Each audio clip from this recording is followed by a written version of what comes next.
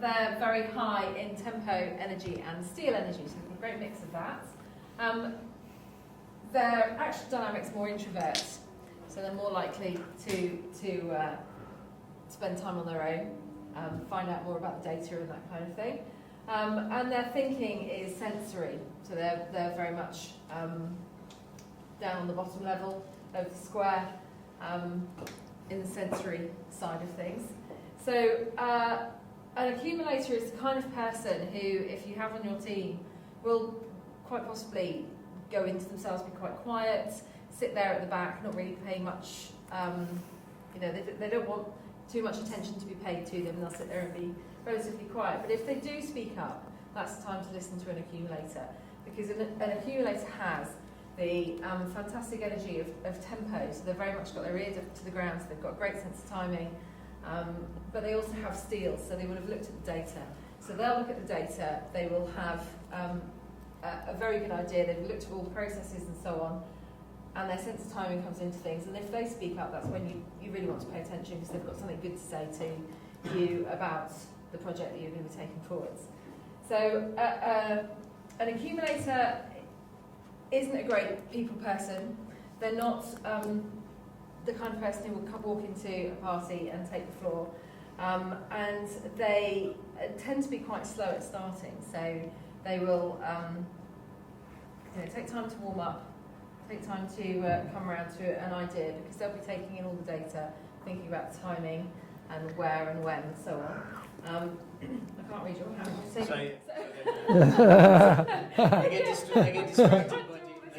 They get distracted by detail. So they'll rather than think about the big picture, where they're trying to go, what's trying to happen, they'll get distracted by the details. So they'll end up getting more and more distracted by wanting to get further and further into it, and actually get almost paralysis by analysis and get stuck in that and really just get locked in, right? So it's kind of that. They're slow to start, but when they do get going, they can be pretty great, but they're pretty slow off the mark, which can frustrate creators who want to get going now, but they can be a bit slower to come to the conclusions, because they want the data and they want the intel time to process it and come to their own conclusions, as opposed to being told what to do. If things get too crazy and too chaotic, it was interesting when you were talking about that, with too much variety, they'll tend to want to walk away from it. So they have a tendency, if things just get too crazy, and they'll just go, look, enough of this, I'm done, and walk away, rather than that. They tend to be seen by other profiles as more pessimistic, primarily because, again, they're looking at the data and they're wanting to ask a lot of questions around, how it's going to happen, where's all the detail, where's all the validity behind everything they're going. But they can go that they are great at putting plans into progress. So they're great at taking plans and putting them into progress and moving them forward, which is really cool. They're reliable, careful, and their timing is great. So in terms of their feet on the ground, they're just brilliant people in terms of getting the timing right with things as well. So they tend to see an opportunity to get into something or buy into it just at the right time, just before it's about to take off, just before it's about to go through the roof, which Mr. Buffett is particularly good at, I would suggest. In a team, so they're not good at blue sky thinking. So put them under pressure in an environment and go, well, what do you think? What do you think? Right, this is not going to necessarily help, and it's kind of going to generally freeze them up. They're not going to like that at all. In fact, they're going to find it almost kind of scary and attacking, I suppose. So asking them to do things like creative writing, because there isn't data and stuff for them to analyse and really get their head around. They're not great at accessing that part of their brain. It's kind of not what they do. They're great at the timing. They'd be great about how to release it or when to release the book, but they wouldn't necessarily put the book together. So kind of linked to that, things like copywriting, presenting, because again, there's a lot of thinking on your feet involved with it. It's not to say they can't do it, it's just not what they naturally do, and it tends to take them out of flow. Not great networkers. Again, it's out of flow for them. They're not necessarily. They'll be great at maybe analysing online and networking online, LinkedIn or e-Academy and stuff like that, where it isn't them personally having to do it, and they can analyse all the data and look at everybody's profiles and see who's a good person to connect with. But in person, the randomness of the networking event would kind of create quite a lot of stress for them, I would suggest. Generally not playing to their strengths in the marketing field, because again, it's quite heavily related. But they would be good at doing things like management, data mining, project management, and doing background research for a marketer to go out and market or launch a product. So they're great at doing the behind the scenes stuff, pulling it together from the back of it, as well as keeping things on track from a timing perspective, and they're good with numbers, because again, there's a lot of data for them to get their heads around. Systems, rules and standards and procedures. And Goals and processes. Processes, protocols, and procedures. Yeah. 3 things. Cool. It's always Yeah. good. Great. So why do you think most teams would benefit, or in what way would a team benefit from having a accumulator on board?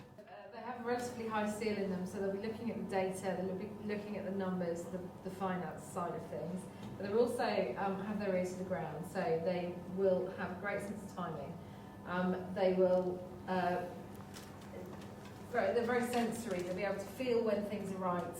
And with this element in them as well, with the data, they'll make a very good judgment on a project or whatever. If you're moving forwards, they'll be able to tell you whether the timing's right, whether the place is right, and whether the data's right, whether the finances are going to be right or not. So bringing those 3 things in together, they're sort of going to be great at finishing off a project, but also letting you know whether it's great to take it forward. So. Also good at making sure all the money stays in the business as opposed to goes straight out the other door. Yes, I think there is one layer of understanding that we can push it to, more in practical terms. And so imagine someone who is like that. They're really good at cutting through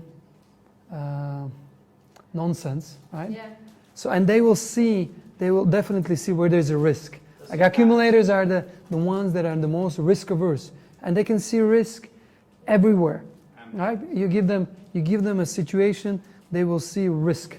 You know, I have an accumulator on my team, and she is like, she can see risks. She would go, oh, it's not done yet, so it looks like nice. So a star would come and say, this is so amazing, I had this great conversation. It's fantastic, right? It's going to be such a big contract coming out of this, right? So let's buy some shoes and stuff, because we already have this promise of a great contract. Well, nobody said yes yet, or maybe they said yes. Accumulator would be going different. They says, yeah, this is good, but I'll believe when I see it. So they would really be careful and see all the ways how it can go wrong. Yeah. And that's great, because they can also see, out of all the things that we're supposed to do, they can see these are the most high priority things. So they're good at project managing, that are good at organizing things, because they can see what is a priority and what is not. Remember when we were talking about mechanics? Mechanics would sacrifice timeline for the perfection. It's not perfect yet. We are moving the launch for next month, and then the next month, and then next year. Accumulators would say, this is a milestone we have to hit. Let's make the most important things that are on the critical path, and we move on. Yeah, I mean, what's interesting is my wife came out as an accumulator when we did this as a team thing, and I've just got the team scores through actually, and comes out as an accumulator. And funny enough, before we worked together, she was doing a project management role. That was actually what she was doing. And yet, I mean, she's been doing finance a lot for the last. It's not naturally her thing. She's learned it, but project managing and getting stuff kind of on time and delivered on time. But that skill, I didn't really place any value on it before, and now I kind of see that over the last 10 years, the reason we haven't gone bankrupt is because she's really good at that stuff. Because I didn't know that when you haven't actually got the money in the bank, that you're not supposed to go and spend it. You know, that was an innovation for me when someone told me that. Right? Yeah. And you know, you may know it intellectually, but there will be always temptation to do that. Past the watch shop, that's how much did we make on that deal? Yes. So, yeah. So for an accumulator, it's very interesting, because a star or creator would spend it before they even have it. And if you ask accumulator, what is the best way how to use money, or when do you really are happy in the process of receiving money, they would say when it's invested well. It's not even when it's received and it sits on your account, because it can be still wasted, but when it's invested well. So best investors like Warren Buffett are accumulators. They'll be very careful, they'll be very low-key. They will be a little bit like, if you imagine these profiles here to be like a kite. No? They're there, everybody sees them, and then the accumulator would be like the one who holds the string so that the kite doesn't fly away. Nobody really looks at the person who holds the string, but it's an important aspect to be there. Because they will tell you when something will go wrong, they'll tell you that it might go wrong. They'll tell you only once, probably. That's enough, right? You have the information, choose for yourself. Right? Some of you may recognize your husbands and other close people in this. But if they can hold the kite, what happens, suddenly it gets directed and doesn't fly away. When we brought our accumulator, we had 23 projects that we were working on. 23. And we were adding to them. Oh, this would be another great thing we'll do. Oh, this will be such an exciting project. But none of them were really moving. So the accumulator, the first thing said, okay, let's take a look at all the projects. And we selected 3, actually. And the 3 projects she selected it based on how important they were, how much cash they will bring, investment. So she had a set of simple criteria, but boom, we had 3 projects. And she would say, now we are going to focus on these 3. And the timeline is like this. So we are going to accomplish them by this time. And it was a moment where I became very, very uncomfortable, because I knew, okay, because she started asking questions. So what needs to happen for this? What needs to happen? And she was working backwards, and suddenly I had a to-do list for the next week. Oh my God. So it became very tangible. Before it was just ideas. I could handle a lot of those. But suddenly it became tangible, and we accomplished all of those 3 projects. And I think they added altogether about 65,000 pounds to the business, which was about 65,000 pounds more than those 23 projects that never got completed. And this is what accumulators can bring. And oftentimes they look like the negative ones, the naysayers, the one who pop your balloon. But it's important. Sometimes you need to have someone like that. It's really, really important. Why is that? Have you ever heard about Challenger? Yeah. They were really hurried on the schedule because they wanted to launch it on a specific date. Well, the downside was not so pretty. And the same can happen to business. You can use the word accumulator accountability because they're all about accountability. Priority and accountability. They're all about who's going to do it, by when, what's the return on investment. Profitability as well. All of that, yeah. That's all there. Yeah. Okay. A lot of creators find great accumulators because they can see and find holes in their concepts, in their products, and then they can fix it. So sometimes when you have an accumulator, they are not going to say anything. Or they would say, this is not going to work. So what happens? What do we stars and creators do? Says, so tell me what we should do. But they don't know, because they need some time to think about it, to analyze it. So we quickly dismiss, okay, so you don't know, so shut up. Yeah. Right? If you don't know what to do, we don't want to hear only problems. We want some solutions, and we want them now. If you don't know anything, so they shut up. They will not say anything. But if you have... Back to the creating going, I don't know, but if you keep thinking, you'll come up with something. Or maybe if you give them time, because how easy is it for you to decide on the spot? I can't. You can. Okay, What do you so- need for you to make a decision? Time and options, and just And what will you do during the time? look at the different sort of like pros and cons of things. And So that's an analysis. That's natural. If you ask them, like if you try to sell them straight away, and then they will not make a decision. They will think you're pushy. Yeah. So what frustrates them most, I had a bunch of accumulators and all different profiles, and asked them several questions, and one of them was, what frustrates you most? If people don't give me the information that I need and ask me to make a decision straight away. They don't like that. And they will make the decision after careful consideration. And then they make it. Right? So sometimes you can see that stars will have 5% of information, but 95% of confidence. While accumulators will have 95% of information, but only 5% of confidence, because there may be still something popping up that will change their conclusion. So, give them the time and space, and then they'll be able to contribute a lot. And give them the information. So, accumulators, I know that's another of those distant ones, but it's closer to you. important profile as any other for grounding the business and for risk management. Lawyers,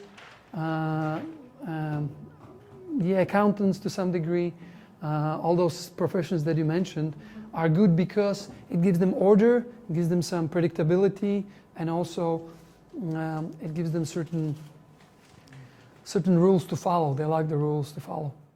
Yeah. My wife is probably more close to accumulator than trader. But one of her greatest challenges that she actually raises is that she really struggles to prioritise things. So what is she missing that will make it easier for her to prioritise most likely? Because she said you have the information. Maybe criteria based on which to prioritize. In business, oftentimes it's really easy. Does it make us money or doesn't make us money, even though it's a dangerous single criteria to use, because there may be other things that are important for the business. But it's when you have a easy set of criteria, then I can apply those criteria, right? If it's clear what we are trying to accomplish, what are the criteria, then it's easy. So sometimes you need create the criteria of the accumulator to actually. Sometimes. That's a little light bulb. Because what are we trying to accomplish? You prioritize based on the outcome. Yeah. No, so the beauty here is I've just asked that question. I've never asked that question in 6 years in terms of what's missing. Now I get it. Yeah, cool. Pretty cool. We get a lot of insights by seeing the others, right? For ourselves and for how we operate and how we are not operating. So, This process is it actually forces you to walk 10,000 steps in someone else's shoes. And it's only once you've done that you can start to really get how they might be thinking, what they need. yeah. And sometimes it's enough to do 10 steps, but it requires us to do the steps. Zero, right? Yeah, mostly we try to allure other people into our shoes and show them how great they are, comfortable and fancy. And there's a point in that, but we are missing out something really, really important.